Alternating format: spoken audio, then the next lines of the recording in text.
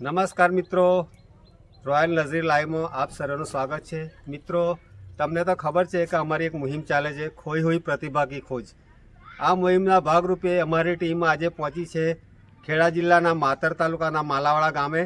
ત્યાં એક ઇન્સ્ટાગ્રામના ખૂબ જ ફેમસ વ્યક્તિ KI સોલંકી સાહેબ, જો સતત વ્યસ્ત રહે છે। અમને ઘણા ફોલોઅર્સ મિત્રોની કોમેન્ટ હતી કે તેમનો તમે ઇન્ટરવ્યૂ મૂક્યો, તો મિત્રો આજે અમારી ટીમ તેમને ઇન્ટરવ્યૂ કરવા માટે માલાવાડા પહોંચી છે। તો મિત્રો, તમને આજે હું સોલંકી સાહેબ સાથે રૂબરૂ મુલાકાત કરાવું અને જાણીએ તેમની રોમાંચક કહાની, તેમના જીવનની સંઘર્ષ કહાની। તો ચાલો મિત્રો, તમારો ટાઈમનો બગાડ ના કરતા આપણે સીધા મળીએ સોલંકી સાહેબને। તો ચાલો મિત્રો। તો મિત્રો, તમે મારી પાસે જોઈ રહ્યા છો જે KI સોલંકી સાહેબ છે કે જેઓ કલાના ખૂબ જ રસિક વ્યક્તિ છે। અને મિત્રો, આપણે તેમની સાથે રૂબરૂ વાત કરીએ। કેમ છો સોલંકી સાહેબ? બસ મજામાં। આજે તમારા દર્શકો તમને લાઈવ જોઈ રહ્યા છે, તો તમે શું કહેશો મારા દર્શકોને? બસ હવે મારે આ ચેનલમાં મને નજીરભાઈ ભેગા થઈ ગયા છે અને મને ખૂબ સરસ રસ જાગ્યો છે અને રસ્તો પહેરી છે। તો મારા દર્શકોને વિનંતી કે મારી ચેનલ સરસ રીતે જોજો। મિત્રો, સોલંકી સાહેબની જે ઇન્સ્ટાગ્રામમાં અને યુટ્યુબમાં ચેનલ છે એને તમે લાઇક, શેર અને સબસ્ક્રાઈબ કરવા વિનંતી। તો મિત્રો, આપણે ઇન્ટરવ્યૂનો સિલસિલો ચાલુ કરીએ। સોલંકી સાહેબ, તમને સૌથી પ્રથમ મારો એ જ પ્રશ્ન છે કે તમે એક નિવૃત્ત શિક્ષક છો, તમે કલા રસિક છો, તમે ઘણા વિદ્યાર્થીઓને શિક્ષણ આપ્યું છે, તમે શિક્ષણ જગત સાથે જોડાયેલા હતા અને અત્યારે હાલ રિટાયર છો। તો સોલંકી સાહેબ, તમને આ લાઇનમાં એટલે કે સોશિયલ મીડિયાની લાઇનમાં આવવાનો શોખ ક્યારથી જાગ્યો? મને આ શોખ તો પહેલેથી જ હતો। મારે જ્યારે 1980માં 81માં નોકરી મળી અને પછી મેં વડોદરા મહેન્દ્ર ડાયરેક્ટરને પત્ર લખેલો અને એમનો મને પત્ર આવ્યો તો તમે આવી જાઓ, અહીંયા હું તમને બધું જ આપીશ। પણ તે વખતે નોકરી મળી એટલે મેં કંઈ કર્યું નહોતું। પણ હવે જ્યારે રિટાયર થયો શિક્ષકમાંથી અને મને આ બધી ચેનલો જોઈ અને મને સરસ શોખ જાગ્યો છે અને એ પ્રત્યે ખૂબ રસ છે। ખૂબ જ ધન્યવાદ સોલંકી સાહેબ। તેમનો એક મેસેજ હતો કે એ રિટાયર થવાની ઉંમરે પણ તેમણે કલાનો શોખ તેમણે છોડ્યો નથી અને કલા જગત સાથે સતત જોડાયેલા છે। સોલંકી સાહેબ, મારો તમને બીજો પ્રશ્ન છે કે તમે આ ઇન્સ્ટાગ્રામની રીલ્સ બનાવો છો, તેમાં તમારા ગામનો તથા તમારા કુટુંબનો કે તમારા પર્સનલ વ્યક્તિનો તમને કેટલો સપોર્ટ મળે છે? જો મને આ રીલ બનાવું છું ઇન્સ્ટાગ્રામમાં, તો મને તો અનુભવ ઘણો છે। એટલે કેવું આપણે રજૂ કરીએ તો કોને ગમે, બાળકોને કેવું ગમે, વડીલોને કેવું ગમે, તો એમનો મને સરસ સપોર્ટ મળે છે અને મારા ઘરનાનો પણ સરસ સપોર્ટ મળે છે કે વાંધો નહીં। અને હું રીલ એવી બનાવું છું કે બધાને ગમે જ, કોઈ એવી રીલ નહીં બનાવવાની કે કોઈને ના ગમતી હોય। ખૂબ જ સરસ સોલંકી સાહેબ। જો એક ઉંમર અને કલા આ તેને કોઈ એ મતલબ રાખતો નથી, કારણ કે કોઈ બી ઉંમરનો કોઈ બી વ્યક્તિ કલાકાર બની શકે, તેના અંગત શોખ પૂરા કરી શકે। કારણ કે અમારી ચેનલમાં ઘણા કેટલાય કલાકાર એવા આવી ગયા કે જેનો ઇન્ટરવ્યૂ અમે મૂક્યો અને તેઓ ખૂબ ફેમસ થયા છે। તમને હું યાદ કરાવું તો આણંદ તાલુકાના સિલવાઈ ગામના નાસિર ચાચા, કે જેઓ નાસિર નારંગીના નામથી ઓળખાય છે, જેમની 85 વર્ષની ઉંમરે પણ તેઓ સોશિયલ મીડિયામાં સતત પ્રયત્નશીલ છે। અમે તેમને ઇન્ટરવ્યૂ કર્યો અને તેઓ ખૂબ જ ફેમસ થઈ ગયા અને તમારા તમામ ફોલોવરની દુઆથી તેઓ આજે ગુજરાતી ફિલ્મમાં કામ કરે છે અને તેઓ હાલ જામનગર શૂટિંગમાં છે। તો સોલંકી સાહેબ, બીજો મારો તમને પ્રશ્ન છે કે તમે કોઈ બી રીલ્સ બનાવો છો તો તમે પહેલું શું વિચારો છો? તમારા મગજમાં એ રીલ્સ વિશે કેવો પ્રોજેક્ટ ચાલતો હોય છે? હું સર્વપ્રથમ કોઈ પણ રીલ બનાવું તો પહેલાં વિચારું કે આ રીલ્સ બનાવીશ તો કોને ગમશે, કોને નહીં ગમે, વડીલોને ગમશે, બાળકોને ગમશે। તો એ રીતનું ધ્યાન રાખી અને કોઈનું ખોટું ના લાગે, કોઈના વિશે એવું બોલાઈ ના જાય, એવું બધું વિચારીને હું રીલ્સ બનાવું છું। સોલંકી સાહેબ, અમારી ચેનલમાં તમારા ગામના એટલે કે માલાવાડા ગામથી ઘણા દર્શકોની કોમેન્ટ હતી કે અમારા સાહેબનું ઇન્ટરવ્યૂ તમે રજૂ કરો, તેમની અમારે અંગત વાતો જાણવી છે। તો સોલંકી સાહેબ, તમારા કુટુંબમાં અત્યારે કેટલો તમારો ફેમિલી મેમ્બર કેટલા છે? મારા કુટુંબમાં ફેમિલી મેમ્બર છે અમે 7-8 જણા છીએ। મારો એક મોટો બાબો હતો, એ 32 વર્ષની ઉંમરે એક્સપાયર્ડ થઈ ગયો, એનો બાબો છે, પછી નાનો બાબો છે, એની વાઈફ છે, એમના 2 બાળકો છે। આમ અમે 7-8 જણનું કુટુંબ છીએ।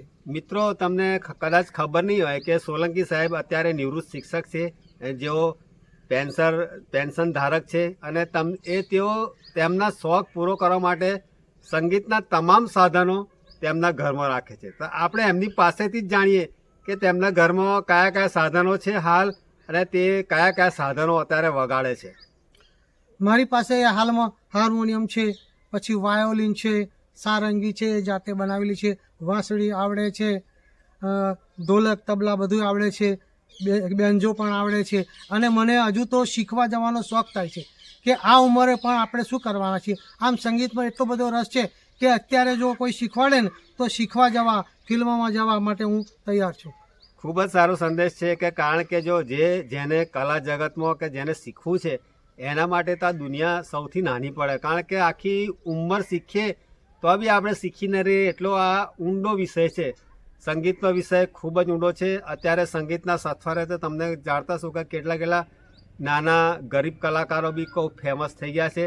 અને અમે તમામ દર્શકો વતી તો તમામ ફોલોઅર્સ વતી એવી દુઆ કરીએ છીએ કે KI સોલંકી એટલે માલાવાળાનું ગૌરવ અને કાકાની મોજ જેમનું ટાઇટલ છે તેમાં તેઓ ઉત્તર ખૂબ જ પ્રગતિ કરે. સોલંકી સાહેબ તમામ શૈક્ષણિક અને જે ઇતર પ્રવૃત્તિ છે એમાં બી એક્ટિવ છે.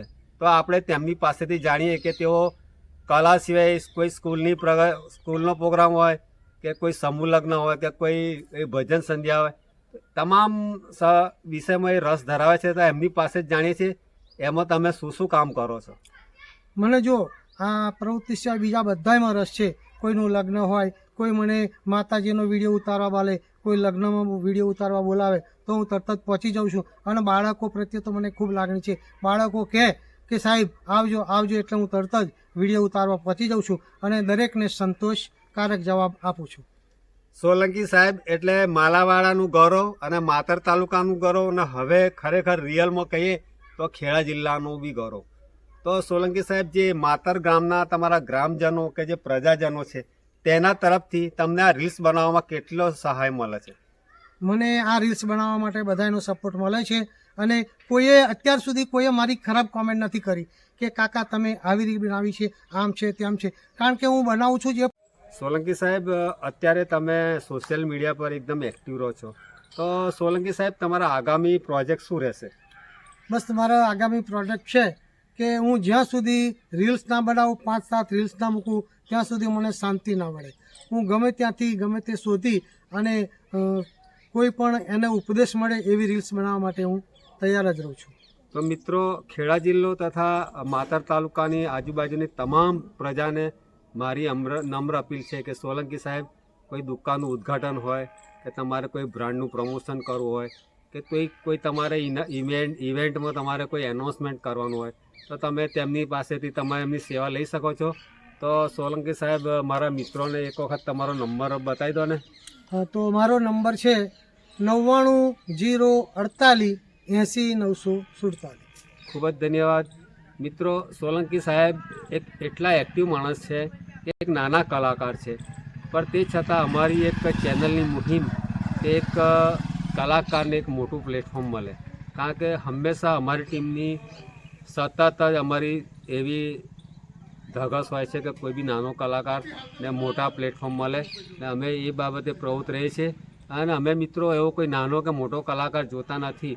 અમે ટેલેન્ટ જોઈએ છીએ. અમે જોઈએ છીએ કે કઈ વ્યક્તિમાં કેટલું ટેલેન્ટ છે, તે પ્રમાણે અમે તેને આગળ પ્રોત્સાહન આપીએ છીએ.